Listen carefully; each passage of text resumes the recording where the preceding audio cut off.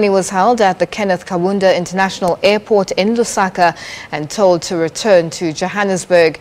His spokesperson says no reason has been given for the denial of access.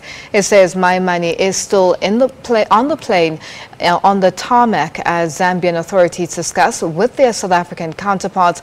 SADC citizens are not required to present visas when visiting SADC member countries. Now, for more on this, we are now joined on the line by DA leader Mmusi Maimane. Mr. Maimane, good evening. Thank you so much for joining us. Evening, and thank you so much for having me. Now, did the Zambian authorities give reasons for denying you entry into the country? I'm still waiting for those reasons. When I asked the officials and the policemen and other members and immigration officials who walked onto the plane, about 20 people, I then had to answer the question. I asked them the question, why exactly are you asking me to not gain entry into Zambia? They said, we're not obligated to give you a single reason. We are simply telling you you cannot leave this plane and you can't leave.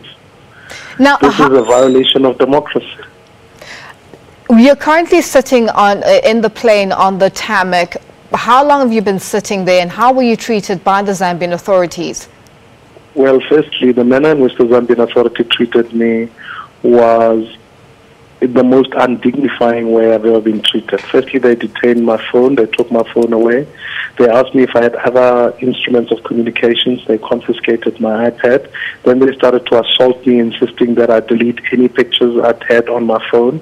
And then ultimately, the pilot of the plane needed to come and rescue us from the situation while they were trying to insist that they search us illegally. They refused for us to get legal contact. They started to assault my colleagues who were trying to call our lawyers. And then they were delaying the flight, returning, because they kept detaining us on there when new passengers were meaning to come back to go back to Johannesburg. It was at that point, in the interest of the other people who then had families to come back, I said, you are either going to release us now, give us back our tools, and give, because you are not giving us any reason. They were refusing to even let us go to a magistrate or a court.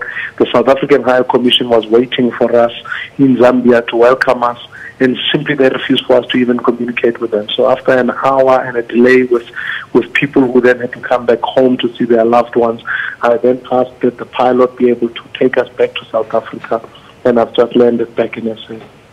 Now, what actions is the DA going to take for that Zambian reaction today and how you were treated at the Zambian airport?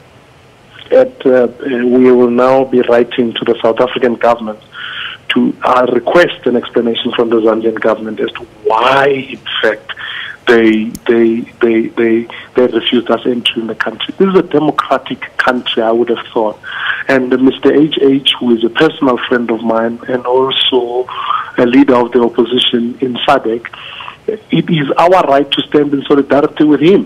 Why are we being denied that right? Imagine if during the apartheid years, international communities could not stand with liberation movements.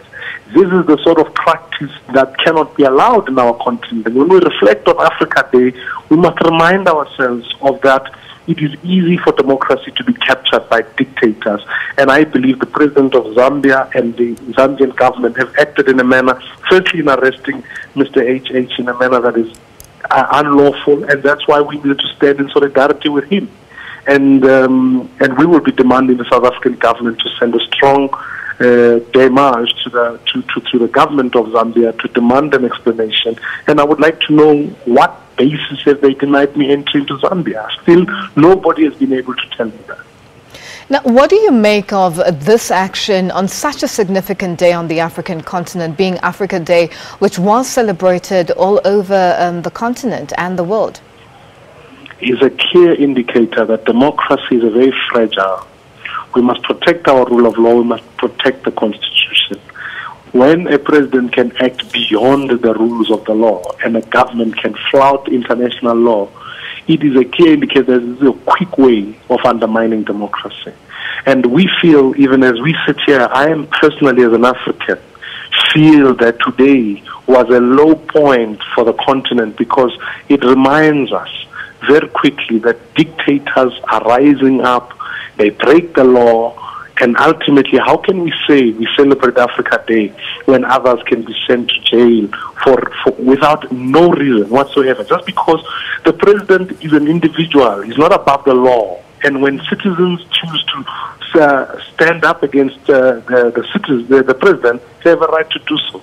And I think it's something as South Africans we need to cherish and hold on to and say, whilst our democracy here, we may face challenges, but at the end, we must remind ourselves that we must be a country that still upholds the rule of law. Mr. Maimane, we'll have to leave it there. Thank you so much for joining us.